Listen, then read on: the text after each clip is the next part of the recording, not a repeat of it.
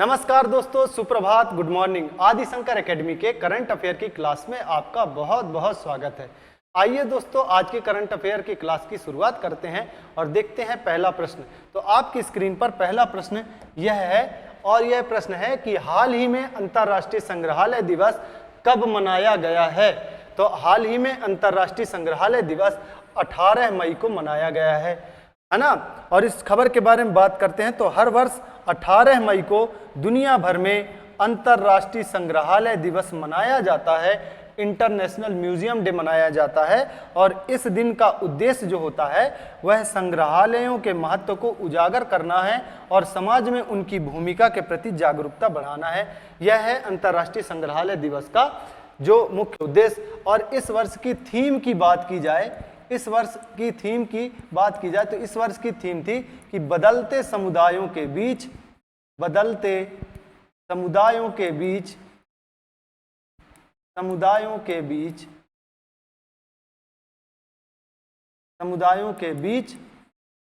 संग्रहालयों का भविष्य, यह इसकी थीम थी। संग्रहालयों का भविष्य, यह इसकी थीम थी इस वर्ष की कि बदलते समुदायों के बीच जो संग्रहालयों का महत्व है कितना है, यह इस चीज को देखते हुए इस थीम को निर्धारित किया गया है। अगर बात की जाए अंतर्राष्ट्रीय संग्रहालय दिवस की, तो अंतर्राष्ट्रीय संग्रहालय दिवस जो है वर्ष 1977 से मनाया जा रहा है। वर्ष 1977 से मनाया जा रहा है। और अगर संग्रहालय की बात की जाए तो भारत में जो सबसे बड़ा संग्रहालय है, भारत में सबसे बड़ा संग्रहालय की बात की जाए अगर, तो सबसे बड़ा संग्रहालय है भारतीय संग्रहालय। सबसे बड़ा संग्रहालय है भारतीय संग्रहालय। और यह जो भारतीय संग्रहालय स्थित है कोलकाता में। यह आपको ध्यान रखना है कि भारतीय संग्रहालय कहाँ पर स्थित है, कोलकाता में स्थित है। और इस भारतीय संग्रहालय की बात की जाए तो इसमें लगभग 2.5 मिलियन वस्तुओं को संग्रहित किया गया है। 2.5 मिलियन वस्तुएं यहाँ पर संग्रहित है। और साथ ही साथ यहाँ पर मिस्र की मम्मी को भी संग्रहित किया गया है। मिस्र की मम्मी को भी यहाँ पर संग्रहित किया गया है। और यह इस समय भारत का सबसे बड़ा जो संग्रहालय है वह है। लेकिन साथ ही अभी एक जो संग्रहालय वह निर्माणाधीन भी है। एक संग्रहालय निर्माणाधीन है और उस संग्रहालय का नाम है युगे युगेन संग्रहालय। युगे युगेन संग्रहालय, यह निर्माणाधीन संग्रहालय है। और यह जो संग्रहालय है यह बनने जा रहा है नई दिल्ली में। कहाँ बनने जा रहा है? नई दिल्ली में। और यह इतना भव्य है कि इसमें लगभग 950 कमरे हैं। कितने कमरे हैं? 950 कक्ष हैं। तो यह जो थी भारतीय संग्रहालयों के विषय में जानकारी थी। और आगे बढ़ते हैं अगले प्रश्न के बारे में। तो अगला प्रश्न है कि हाल ही में किसने मिस वर्ल्ड स्पोर्ट चैलेंज जीता है। हाल ही में किसने मिस वर्ल्ड स्पोर्ट चैलेंज जीता है? तो यह जो चैलेंज है यह जीता है एलिज रेडमन नाम की वहाँ की प्रतिभागी जो थी उन्होंने जीता है। मिस एस्टोनिया रह चुकी हैं ये। मिस एस्टोनिया एलिज रेडमन ने मिस वर्ल्ड स्पोर्ट चैलेंज जीत लिया है। और इसके साथ ही एलिज रेडमन ने यूरोप की शीर्ष 10 क्वार्टर फाइनलिस्ट में अपनी जगह पक्की कर ली है। तो यूरोप के जो 10 क्वार्टर फाइनलिस्ट हैं उसमें से ये भी एक हैं। और बात करते हैं इस चैलेंज की, तो ये चैलेंज जो है एक फास्ट ट्रैक इवेंट है। एक फास्ट ट्रैक इवेंट है। और यह फास्ट ट्रैक इवेंट किस चीज का है? यह फास्ट ट्रैक इवेंट है मिस वर्ल्ड प्रतियोगिता का। मिस वर्ल्ड प्रतियोगिता का यह फास्ट ट्रैक इवेंट है, यानी कि ऐसा इवेंट है जिसमें कि प्रतिभागी जो है भाग लेते हैं और क्वार्टर फाइनल में पहुंच जाते हैं। मिस वर्ल्ड प्रतियोगिता का यह क्या है?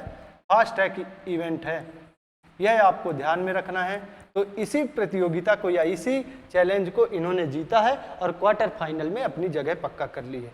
आगे बढ़ते हैं अगले प्रश्न के बारे में। तो अगला प्रश्न है कि हाल ही में पूर्वोत्तर भारत के किस राज्य में एकीकृत एक्वा पार्क की स्थापना की गई है? एकीकृत एक्वा पार्क की स्थापना की गई है। तो वह जो राज्य है वह त्रिपुरा राज्य है। त्रिपुरा राज्य में एकीकृत एक्वा पार्क की जो है स्थापना की जाएगी। ऐसा है कि की जाएगी। यहाँ पर बात करें त्रिपुरा की, तो जो त्रिपुरा राज्य है, त्रिपुरा राज्य की जो राजधानी है, राजधानी की अगर बात की जाए तो त्रिपुरा की राजधानी है अगरतला। अगरतला यहाँ की राजधानी है। और अगरतला राजधानी के साथ साथ इस राज्य की जो स्थापना है, इस राज्य की स्थापना जो हुई थी वह हुई थी 21 जनवरी 1971 को। 21 जनवरी 1971 को। अगर बात की जाए यहाँ के राज्यपाल के बारे में, अगर यहाँ के राज्यपाल के बारे में बात की जाए तो यहाँ के राज्यपाल हैं श्री नल्लू इंद्रसेन रेड्डी। श्री नल्लू इंद्रसेन रेड्डी यहाँ के राज्यपाल हैं। और अगर मुख्यमंत्री की बात की जाए, तो मुख्यमंत्री है यहाँ के मणिक साहा। मुख्यमंत्री यहाँ के कौन है? मुख्यमंत्री हैं मणिक साहा। यह आपको याद रखना है, मणिक साहा। और ये मणिक साहा साहब जो हैं ये बीजेपी से मुख्यमंत्री हैं, बीजेपी पार्टी के मुख्यमंत्री हैं, यह आपको ध्यान रखना है। अगर त्रिपुरा की और बात की जाए तो यहाँ की जो प्रसिद्ध नदियाँ हैं, त्रिपुरा की प्रसिद्ध नदियों की बात की जाए तो त्रिपुरा की प्रसिद्ध नदियाँ हैं जो वह है गोमती नदी, गोमती, मनु एवं खाओबाई। गोमती, मनु और खाओबाई प्रसिद्ध नदियां हैं यहाँ की, गोमती, मनु एवं खाओबाई।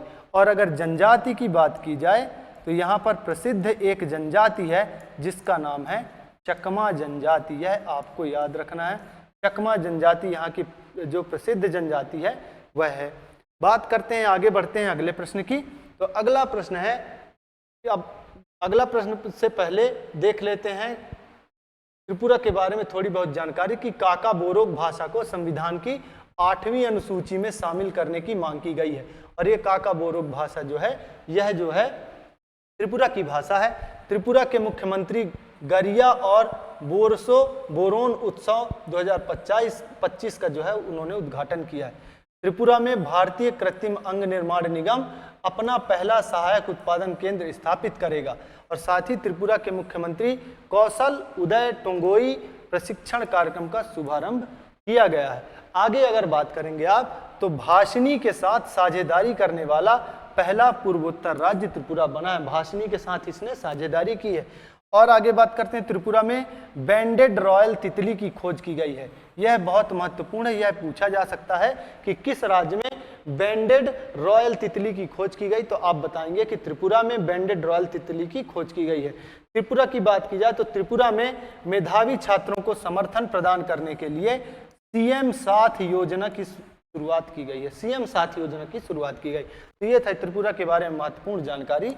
आगे बढ़ते हैं और बात करते हैं अगले प्रश्न की। तो अगला प्रश्न है कि हाल ही में भारत ने किस देश से रेडीमेड कपड़ों और प्रोसेस्ड फूड आइटम जैसे कुछ सामानों के आयात पर बंदरगाह प्रतिबंध लगा दिया है? बंदरगाह प्रतिबंध लगा दिया है। तो ऐसा प्रतिबंध भारत ने लगा दिया है बांग्लादेश के साथ में। बांग्लादेश से आने वाली बहुत सारी चीजें हैं और प्रोसेस्ड फूड आइटम है, उन सामानों के भारत के अंदर आयात पर भारत सरकार ने प्रतिबंध लगा दिया है। बात करते हैं अगले प्रश्न की। तो अगला प्रश्न है कि हाल ही में किसने south Asian football federation Saif under 19 championship 2025 का खिताब जीत लिया है? तो यह खिताब जीता है हमारे प्यारे भारत ने। बात करते हैं, भारत ने फाइनल में बांग्लादेश को पेनल्टी शूट आउट में 4-3 से हराकर south Asia football federation Saif under 19 championship 2025 का खिताब जीत लिया। तो ध्यान रखेंगे कि बांग्लादेश को पेनल्टी शूट आउट में भारत ने 4-3 से पराजित कर दिया और यह जो खिताब था वह बांग्लादेश से भारत ने जीत लिया। आगे बढ़ते हैं, अगले प्रश्न के बारे में बात करते हैं। तो अगला प्रश्न है कि हाल ही में नई दिल्ली के नॉर्थ ब्लॉक में नए मल्टी एजेंसी सेंटर मैक का उद्घाटन किसने किया है? नए मल्टी एजेंसी सेंटर मैक का उद्घाटन किसने किया है? तो यह उद्घाटन जो है भारत के गृह मंत्री अमित शाह जी ने किया है। अमित शाह जी हैं भारत के गृह मंत्री हैं भारत के गृह मंत्री अमित शाह ने इसका उद्घाटन किया है। बात कर लेते हैं मैक का, मल्टी एजेंसी सेंटर की बात कर लेते हैं।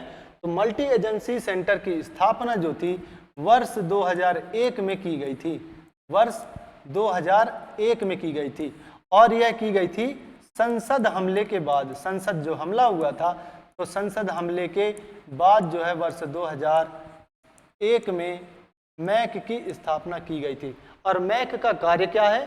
तो मैक जो है, जो अपने देश की जो बहुत प्रतिष्ठित जो एजेंसियां हैं, जैसे रॉ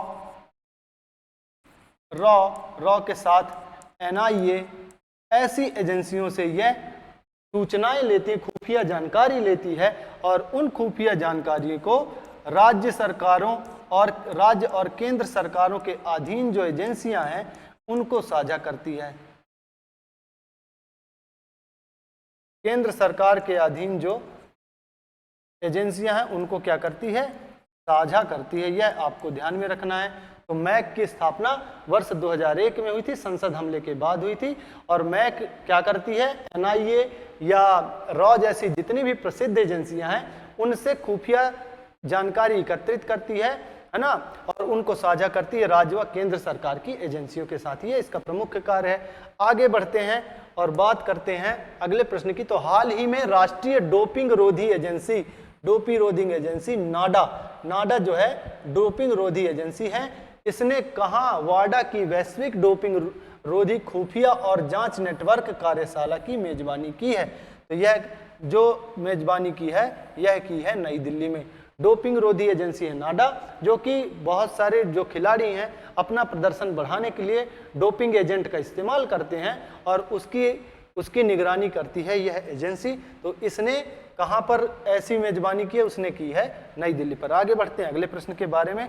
तो अगला प्रश्न है कि हाल ही में किसे 58वां ज्ञानपीठ पुरस्कार प्रदान किया गया है? यह बहुत ही महत्वपूर्ण प्रश्न है। तो आप देखेंगे कि गुलजार साहब एवं राम भद्राचार्य जो हैं, इन दोनों को ही क्या मिला है?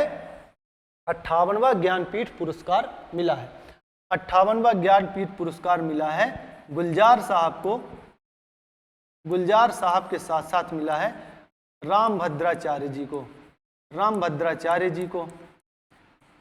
अगर गुलजार साहब की बात की जाए तो गुलजार साहब जो हैं प्रसिद्ध उर्दू कवि हैं, प्रसिद्ध उर्दू कवि, और उर्दू कवि के साथ होने के साथ साथ ये प्रसिद्ध संगीतकार भी हैं, ये प्रसिद्ध संगीतकार भी हैं।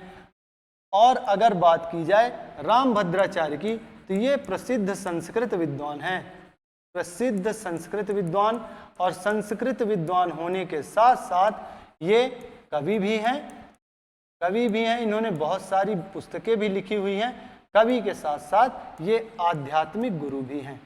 यह आपको याद रखना है कि ये आध्यात्मिक गुरु भी हैं, राम भद्राचार्य, है ना। और ये गुलजार साहब जो हैं, गुलजार साहब ने बहुत सारे प्रसिद्ध गीत और बहुत सारी शायरियाँ लिखी हैं। और गुलजार साहब और राम भद्राचार्य, इन दोनों को ही 58वां ज्ञानपीठ पुरस्कार मिला है ना। और ये जो 58वां ज्ञानपीठ पुरस्कार है, यह वर्ष 2023 का पुरस्कार है, वर्ष 2023 का पुरस्कार है, जिसको अभी वर्ष 2025 में प्रदान किया गया है। यह आपको ध्यान रखना कि ये जो पुरस्कार है ये वर्ष 2023 का पुरस्कार है, लेकिन प्रदान कब किया गया है? अभी 2025 में प्रदान किया गया है। अगर ज्ञानपीठ पुरस्कार की बात की जाए तो ज्ञानपीठ पुरस्कार की जो देने की शुरुआत है, पुरस्कार देने की जो शुरुआत है, तो शुरुआत की अगर बात की जाए तो इस पुरस्कार की शुरुआत हुई थी 1961 में। 1961 में यह शुरू हुआ था और पहली बार 1965 में प्रदान किया गया था। 1965 में पहली बार यह जो पुरस्कार था वह प्रदान किया गया था 1965 में। और 1965 में पहला जो ज्ञानपीठ पुरस्कार था वह मलयालम भाषा के प्रसिद्ध कवि थे, मलयालम भाषा के प्रसिद्ध कवि, मलयालम के कवि जो थे जी शंकर कुरूप थे, जी शंकर कुरूप साहब को मिला था, जी शंकर कुरूप को। यह आपको याद रखना है कि जो ज्ञानपीठ पुरस्कार जो था वह पहला किसको मिला था, तो वह मिला था मलयालम भाषा के प्रसिद्ध कवि जी शंकर कुरूप साहब को मिला था। आगे बात कर लें अगर इस पुरस्कार की, तो इस पुरस्कार में जो राशि मिलती है, तो इस पुरस्कार में राशि मिलती है 11 लाख रुपए की राशि, 11 लाख नगद राशि मिलती है। और इसके साथ साथ क्या मिलता है, इसके साथ ही वाग्देवी की कांस्य प्रतिमा मिलती है। वाग्देवी यानी कि सरस्वती माँ, वाग्देवी की कांस्य प्रतिमा मिलती है, कांस्य प्रतिमा भी मिलती है। और कांस्य प्रतिमा के साथ साथ एक और चीज मिलती है, वह है प्रशस्ति पत्र। तो प्रशस्ति पत्र भी प्रदान किया जाता है। आपको ध्यान रखना है कि इस पुरस्कार की राशि 11 लाख रुपए नगद होती है, साथ ही साथ वाग्देवी की प्रतिमा भी मिलती है और प्रशस्ति पत्र भी प्रदान किया जाता है। आपको याद रखना कि इस वर्ष का जो पुरस्कार है वह गुलजार साहब और रामभद्राचार्य इन दोनों को ही मिला है। चलिए बात करते हैं अगले प्रश्न की। अगला प्रश्न है कि हाल ही में किस देश का विदेश मुद्रा भंडार 4.5 अरब डॉलर बढ़ा है, तो वह देश है हमारा प्यारा भारत। भारत देश का जो विदेश मुद्रा भंडार है वह 4.5 अरब डॉलर अब बढ़ गया है। बात करते हैं विदेशी मुद्रा भंडार की, तो विदेशी मुद्रा भंडार ऐसा भंडार होता है जो किसी देश के केंद्रीय बैंक के पास, किसी देश के केंद्रीय जो बैंक होता है, केंद्रीय बैंक के पास सुरक्षित रहता है। और यह जो मुद्रा भंडार है यह विदेशों से व्यापार करने और बहुत सारी ट्रेडिंग करने के काम में आता है। और यह जो है किसी भी देश की अर्थव्यवस्था में बहुत बड़ा योगदान निभाता है। तो भारत में रिजर्व बैंक के पास यह अधिकार है कि वह, रिजर्व बैंक ऑफ इंडिया के पास अधिकार है कि वह जो है विदेशी मुद्रा भंडार को रख सकती है। रिजर्व बैंक ऑफ इंडिया के पास यह अधिकार है कि वह विदेशी मुद्रा भंडार को रख सकती है। चलिए बात करते हैं अगले प्रश्न के बारे में। तो अगला प्रश्न है कि हाल ही में किस देश के सर्जनों की एक टीम ने दुनिया का पहला मानव मूत्राशय प्रत्यारोपण किया है। किसने, तो यह जो देश है वह देश है अमेरिका। इस खबर की बात करें तो दक्षिणी कैलिफोर्निया के सर्जनों ने पहला मानव मूत्राशय प्रत्यारोपण किया है, जो दुर्बल मूत्राशय की स्थिति वाले लोगों के लिए एक नई संभावित रूप से जीवन बदलने वाली प्रक्रिया की शुरुआत है। निसंदेह किसी भी अंग का प्रत्यारोपण किसी भी इंसान को नया जीवन देता है, और मूत्राशय का जो प्रत्यारोपण है यह करके इन वैज्ञानिकों ने या इन डॉक्टर की टीमों ने बहुत बड़ी उपलब्धि हासिल की है।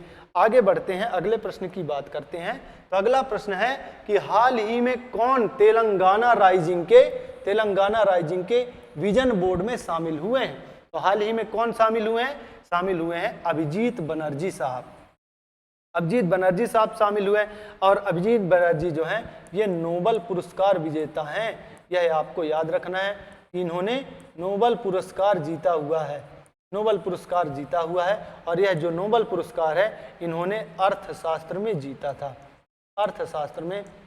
था नोबेल पुरस्कार।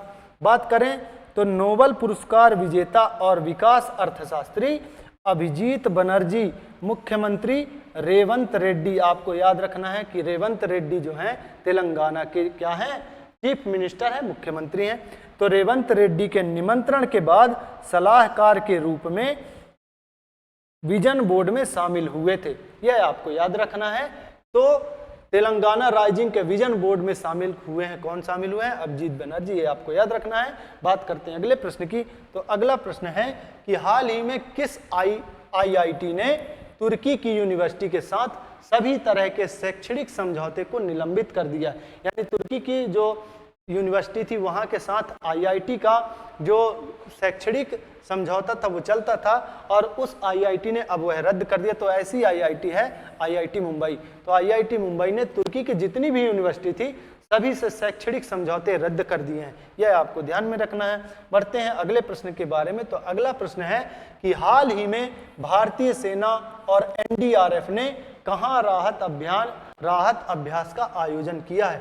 तो राहत अभ्यास का आयोजन किया है असम में भारतीय सेना और एनडीआरएफ दोनों ने मिलकर राहत अभ्यास किया है ताकि आने वाले समय पर जितनी भी प्राकृतिक आपदाएं आए उनसे मिलकर भारतीय सेना और एनडीआरएफ दोनों की टीमें निपट सकें। बात करें असम की, तो असम की जो राजधानी है, असम की राजधानी है दिसपुर, असम की राजधानी है दिसपुर। और अगर इसके स्थापना की बात की जाए तो असम की स्थापना जो थी वह हुई थी 26 जनवरी 1950 को। 26 जनवरी 1950 को भारतीय गणराज्य जिस समय बना था उसी समय इसकी भी स्थापना हुई थी। अगर बात की जाए यहाँ के राज्यपाल की, अगर बात की जाए यहाँ के राज्यपाल की, तो यहाँ के राज्यपाल जो हैं, राज्यपाल लक्ष्मण आचार्य साहब हैं। लक्ष्मण आचार्य साहब यहाँ के राज्यपाल हैं। और यहाँ के मुख्यमंत्री की बात की जाए तो मुख्यमंत्री को आप सभी जानते होंगे, यहाँ के मुख्यमंत्री हैं हेमंता बिस्वा शर्मा। हेमंत बिस्वा शर्मा यहाँ के जो हैं मुख्यमंत्री हैं, है ना। अगर असम की बात की जाए तो असम में प्रमुख नदी जो है, नदियों की बात की जाए तो यहाँ नदियाँ जो हैं, प्रमुख नदी है ब्रह्मपुत्र नदी। ब्रह्मपुत्र नदी यहाँ की प्रमुख नदी है, यह आपको याद में रखना है। चलिए बढ़ते हैं, अगले प्रश्न की बात करते हैं। तो अगला प्रश्न है कि हाल ही में किस राज्य सरकार ने 10वीं कक्षा के छात्रों के लिए, याद रखना 10वीं कक्षा के छात्रों के लिए रोबोटिक्स की पढ़ाई अनिवार्य कर दी है। रोबोटिक्स की पढ़ाई 10वीं कक्षा के छात्रों के लिए अनिवार्य कर दी है। तो ऐसा राज्य है केरल। और केरल अपनी शिक्षा के लिए पहले से ही जाना जाता था, यहाँ की साक्षरता दर भी सबसे ज्यादा है पूरे भारत में। तो बात करते हैं न्यूज की, तो केरल राज्य सरकार ने स्कूली शिक्षा में तकनीकी क्रांति की ओर एक बड़ा कदम उठाया है। राज्य सरकार ने ऐलान किया है कि अब 10वीं कक्षा के छात्रों के लिए रोबोटिक्स की पढ़ाई अनिवार्य होगी। इस फैसले के तहत राज्य के सभी सरकारी सहायता प्राप्त और निजी स्कूलों में पढ़ने वाले 10वीं के विद्यार्थियों को रोबोटिक्स की बुनियादी शिक्षा दी जाएगी। यानी कि जो केरल राज्य सरकार का जो पाठ्यक्रम है, उस पाठ्यक्रम में अब इन्होंने रोबोटिक्स नाम की भी एक शाखा जोड़ दी है, रोबोटिक्स। और अब वहाँ के बच्चों को 10वीं पास, जो 10वीं वाले बच्चे होंगे, उन्हें रोबोटिक्स की पढ़ाई भी कराई जाएगी। तो आज की जो करंट अफेयर की क्लास में इतने ही प्रश्न थे। आज की यह क्लास यहीं पर हम समाप्त करते हैं साथियों। जय हिंद, जय भारत। आगे की क्लास में आगे की बातें डिस्कस करेंगे और आज की क्लास यहीं तक।